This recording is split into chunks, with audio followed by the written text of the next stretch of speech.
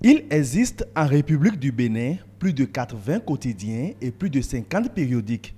Les journaux sont disponibles à foison et surabondent dans les kiosques. Selon le dernier recensement général de la population humaine, le taux d'analphabétisme au niveau national est de 49,4%. Aussi, note-t-on au sein de la société un faible engouement pour la lecture. Eu égard à ces constats, une interrogation se fait récurrente. Qui sont véritablement les lecteurs de journaux au Bénin? La cible, c'est le peuple. C'est ceux-là qui s'intéressent à la lecture, à ceux-là qui s'intéressent à l'information, et qu'ils soient analphabètes ou alphabètes, parce que les analphabètes, il y a quand même la revue de presse en langue locale qui permet à ces gens-là de savoir ce qui est écrit dans ces journaux.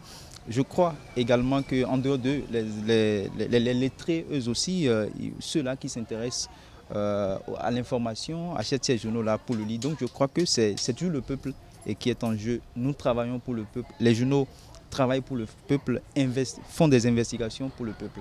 Il est vrai que le marché n'est pas large, et il est vrai aussi qu'au Bénin, nous ne sommes pas dans un pays où nous avons un grand nombre d'intellectuels. Et donc, systématiquement, on se dit beaucoup ne lisent pas les journaux, ce qui est vrai. On constate que beaucoup ne lisent pas les journaux, mais il faut nuancer. Beaucoup ne lisent certes pas les journaux, mais beaucoup et presque tout le monde s'intéresse au contenu des journaux. Vous n'avez qu'à prendre rendez-vous à des heures de diffusion, des revues de presse sur les radios de la place pour constater que, d'abord, les populations s'organisent pour que par endroit, il y ait des postes radio qui diffusent les revues de presse et donc qui relaient les publications du jour. Et vous constatez également au niveau de certains kiosques, de certains restaurants, qu'il y a des attroupements de personnes et surtout des émigrants qui sont de parfaits véhicules de l'information, qui font du vrai marketing viral et donc qui prennent ces informations-là, qui prennent le relais de ce que disent les revues de presse. Or, qui dit revue de presse, dit revue de la presse écrite.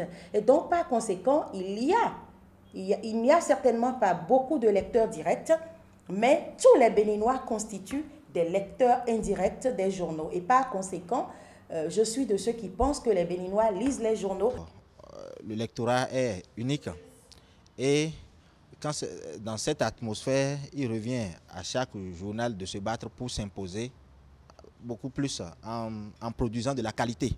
En produisant de la qualité, puisque pour attirer aujourd'hui un lecteur, il va apprécier votre journal sur la base de ce que vous avez écrit, la qualité des sujets, la manière de les traiter, le style rédactionnel, la présentation du journal. Donc il y a beaucoup de facteurs qui entrent en ligne de compte. En dehors du lectorat traditionnel, cette floraison de journaux à laquelle on assiste se justifie aussi par l'existence d'autres types de marchés. Dans le domaine de l'économie de la presse, en principe, la vente au numéro doit pouvoir procurer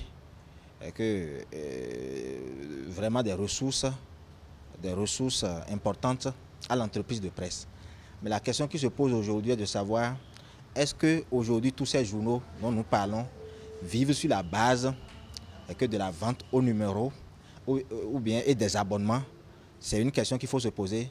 Lorsqu'on sait que nous sommes dans un pays où la manne publicitaire est très réduite ou bien très restreinte, ça veut dire que il faut se demander s'il n'y a pas peut-être une intention de fonder son espoir sur l'aide de l'État à la presse privée.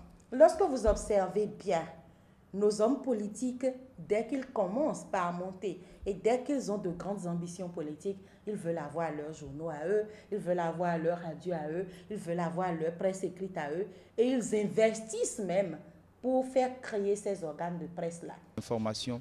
Et vous allez constater également que c'est à l'approche des élections, que ce soit l'élection présidentielle ou les législatives, qu'on constate cette floraison de journaux parce qu'il y a des journaux qui se créent à la veille des élections pour pouvoir relayer les informations en ce qui concerne les meetings, les sorties politiques des hommes politiques de ces candidats.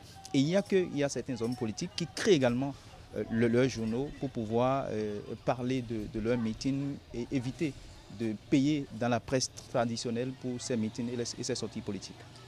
Quels que soient les prétextes d'existence des journaux au Bénin, ils constituent un puissant vecteur d'information et sont le baromètre de la bonne santé démocratique du pays.